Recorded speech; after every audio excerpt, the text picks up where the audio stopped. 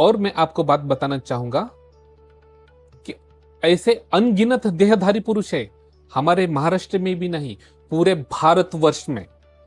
भारतवर्ष में ऐसे ऐसे महंत होकर गए हैं कि उन्होंने खुद को आत्मसात किया है। मतलब जिनको आत्मसात हुआ है, जिन्होंने खुद के शरीर के भीतर ही ईश्वर को देखा, वो सब इंसान थे। तो आप कौन हो? आप भी तो इंसान हो, मैं भी तो इंसान हूं। तो यही मेरे एक दिमाग में चल रहा था, उन सबको प्राप्त हुआ तो मुझे क्यों नहीं हो रहा।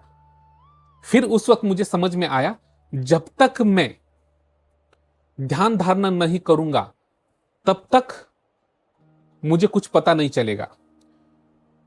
तब मैंने ऐसा किया कि अभी मनुष्य को तो मैंने गुरु बनाने के लिए अनगिनत गुरु के पास में चले गए। मैं तो चला गया अनगिनत गुरु जी के पास, परंतु मुझे जो ज्ञान चाहिए था, मुझे मेरा भेद चाहिए था, मैं कौन हूं यह जानना था, परंतु ऐसा कोई भी नहीं था। फिर उसके बाद मैंने सोचा, एक पेड़ है, उस पेड़ का नाम है, हमारे यहां उसे महाराष्ट्र में मराठी में उसे आपटे का पेड़ भी कहते हैं, उसे सोने का पेड़ भी कहते हैं। दशहरे में उन्हें पूजा भी जाता है, परंतु उनकी एक मूर्ख मतलब बात मैं कहूंगा कि उन्हें दशहरे में उनको पूजा जाता है, उस पेड़ को दशहरे में पूजा जाता है। ठीक है, तो उस पेड़ के नीचे मैं वहां पर बैठा, परंतु मैं उस स्थिति में बैठा कि उन्हीं पेड़ को मैंने गुरु माना। मैंने बोला कि आप ही गुरु हो। ठीक है, और हमारे महाराष्ट्र में उस पेड़ को कहते हैं, आपटे का पेड़ भी कहते हैं।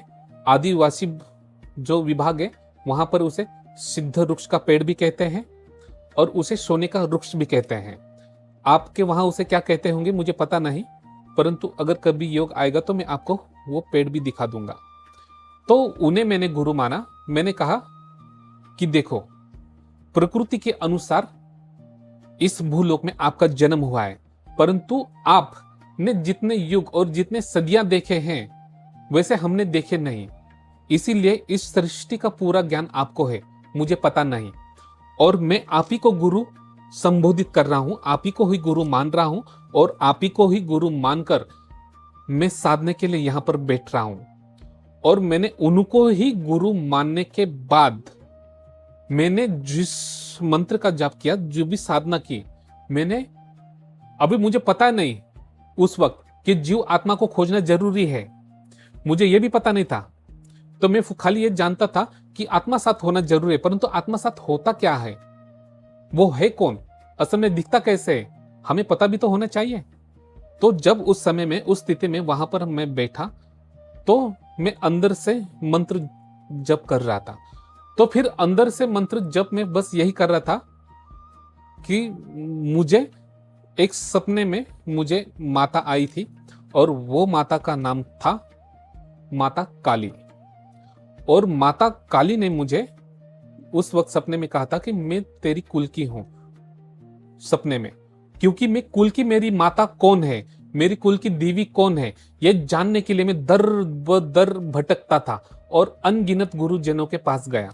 और मैं बाद में आपको उन गुरुओं से भी रूबरू कराऊंगा, और उन गुरु के साथ भी आपकी और हमारी बातचीत आप सुनेंगे। गुरु की और हमारी जो बातचीत है आप पूरी दुनिया भी सुनेंगे। ठीक है, तो आपको बस एक बात पर गौर करना है कि जो सत्य है वही सत्य आपको जानना है, और सत्य की राह पर ही आपको चलना है, बस आपको यही ठानना है। तो फिर उस वक्त मैंने क्या कहा आपको बताता हूं। फिर उन्हीं को गुरु मैंने मानकर उस वक्त ध्यान धारणा में बैठा, और वहां ध्यान धारणा में बैठते समय, और मुझे बैठना कहाँ है उस समय वहां पर बैठा मैं, तो मैं वहां बैठा गंगा माता, झील, और उन जिन्हें गुरु मैंने माना उस पेड़ के पास, वहीं पर मैंने साधना शुरू की, वहीं पर तप करने लगा, और वहीं पर यज्ञ, मैं वहीं पर बैठा। जब मैं उस स्थिति में था, जब मुझे, और मैं ऐसी स्थिति बनाकर वहां बैठा था कि मुझे एक तो मरना है, या तो मुझे जानना है कि मैं कौन हूं। उसमें समय, पहला पहला दिन कुछ समझ में नहीं आया। पूरे घुटने दुखते थे, पांव दुखते थे, पीठ और रीढ़ की हड्डी दुखती थी पहले दिन। दूसरे दिन पूरे गर्दन, पूरा शरीर दुखने लगा। ऐसे कम से कम 10-12 दिन पूरा शरीर दुखने लगा।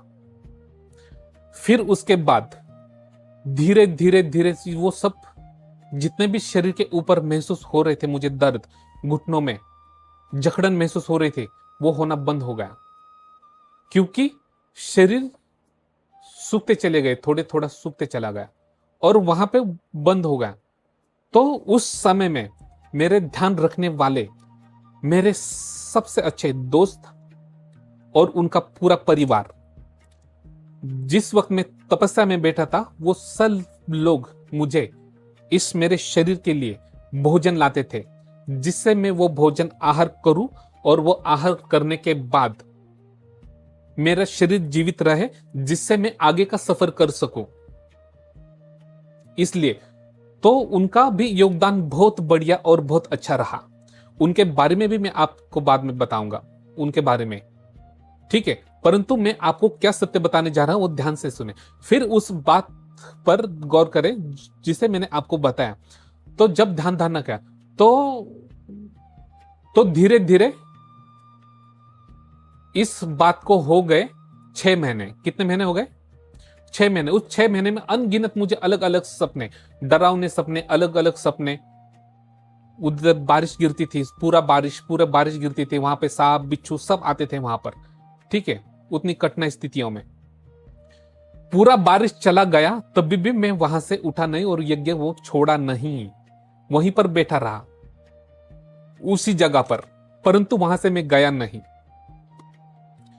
तो फिर बात ऐसे हुई कि ध्यान धारणा करते समय मैं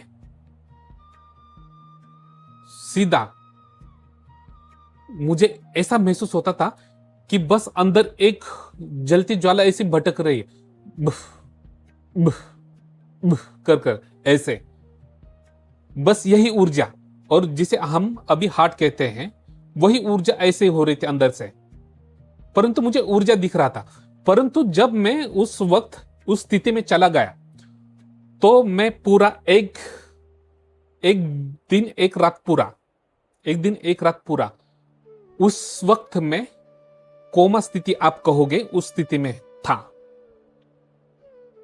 और उस वक्त मैंने कहा था कि जब तक मैं वहां से बाहर ना आऊं तब तक वहां मुझे कोई देखने नहीं आएगा, क्योंकि उस जगह में मैंने जब मैं कर रहा था उस वक्त, क्योंकि निर्वस्त्र में कर रहा था वो साधना, इसलिए कर रहा था कि मेरा जो जन्म है बिना वस्त्र का ही हुआ है, तो मुझे ईश्वर के प्राप्ति के लिए मुझे भी शरीर के ऊपर एक ही वस्त्र नहीं रखना चाहिए।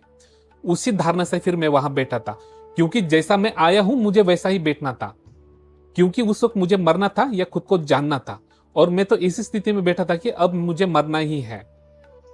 परंतु बात क्या हुई, तो उस वक्त मैं उस स्थिति में चला गया, परंतु वो एक दिन का जो स्थिति था, उस स्थिति में जिसे आप मूर्छित कह सकते हो, या उस वक्त मुझे कोमा की स्थिति में आप कह सकते हो, या उस वक्त आप ये कह सकते हो कि उपासना के द्वारा बेहोश हुआ। आपको जो समझना है आप वो समझ लीजिए, ठीक है। परंतु मैं उस स्थिति में चला गया। उस स्थिति में जाने के बाद मुझे कुछ भी पता नहीं चल रहा था, मैं मूर्छित अवस्था में था और मैं चला गया अंदर, पर मुझे कुछ नहीं दिख रहा था, मैं मूर्छित अवस्था में था, बस उतना। परंतु मुझे ऐसा लगा कि कोई तो मेरे साथ है और मेरी रक्षा कर रहा है, और मेरी शरीर की जो जीव आत्मा है उनकी भी रक्षा कर रहा है, मुझे ऐसा लगा। और जब मैं उस समय से जब मैं बाहर निकल कर आया पूरा एक दिन, तो उस वक्त मुझे कुछ अलग ही महसूस होने लगा खुद के ऊपर और खुद की आंखों के ऊपर और खुद को सुनाई देने के ऊपर। तो मुझे अलग चीजें सुनाई देने लगी और मेरे शरीर में कुछ अलग महसूस होने लगा, और सबसे ज्यादा पीड़ा जो मुझे होने लगी तो मुझे यहां पर होने लगी पीड़ा। कहां पर? यहां पर, जैसे कि यहां पे कुछ जल रहा है, ऐसे अंदर से जल रहा है, और यहां से, और सेम इसके पीठ पीछे, इसी जगह पर और पीठ पीछे वहां पे जलन महसूस होने लगी। और उस जलन के कारण मैं पानी ज्यादा पीने लगा। क्या पीने लगा? पानी। परंतु तब मुझे यह नहीं पता था कि यह क्या है क्या नहीं। ये सब आपको बात बता रहा हूं मैं, इस सब पूरे ज्ञान के बारे में आपको बताऊंगा, और ये अलौकिक चीजों के बारे में भी बताऊंगा। फिर यहां पर सब दर्द होने लगा। फिर मुझे ज्ञान प्राप्त होने का जो समय था, वहां 1.5 महीना लगा, और आगे 6 महीने के आगे और 1.5 महीना वहां। परंतु उसके पीछे मैंने अनगिनत साल तपस्या की थी। क्या की थी? अनगिनत साल। अनगिनत यानी अनगिनत साल। परंतु मुझे ज्ञान कैसे मिला और किस वक्त मिला? मैंने यह सोच लिया था कि मैं खुद ही मर जाऊं। परंतु जिनको मैंने गुरु माना था वही एक साक्षी थे। और साक्षी के लिए कौन था? एक धरती माता थी, एक माता गंगा थी, और एक आकाश पिता था। और जो मुझे हर दिन देखते थे वो महानारायण, उसे आदि ज्योत कहो या महाज्योत कहो, सूर्य नारायण और चंद्र, वही मुझे देखते थे। और वही मेरे इस बात की सच्ची गवाही देने वाले हैं। और मैं आपको बताऊंगा कुछ और भी बातें कि जिससे आपको यह पता चले। फिर उस समय मुझ में हर दिन, कभी कभी एक दिन, कभी कभी पूरा दिन मूर्छित अवस्था में रहता था। और मेरा जो शरीर था वो, जब मैं आसन में बैठता था तो मैं तब आसन में, मुझे लगता था मैं आसन में अभी बैठा हूं। पर जब मैं बाद में देखता था तो मैं उठा हूं सोकर। कहां सोकर? मतलब उसी जगह आसन में ही हूं, परंतु गिरा हुआ हूं, इस स्थिति में गिरा हुआ हूं। कभी ऐसे, कभी उल्टा इस स्थिति में। तो फिर उस समय क्या हुआ? उस समय जितने भी ज्ञान था मुझे मिलने लगा और कुछ अलौकिक अलौकिक होने लगा। तब मुझे सारा ज्ञान, जितना मेरी योग्यता है, जितनी मेरी पात्रता है, उसी अनुसार मुझे दिखे। और मुझे जो दिखे वो थे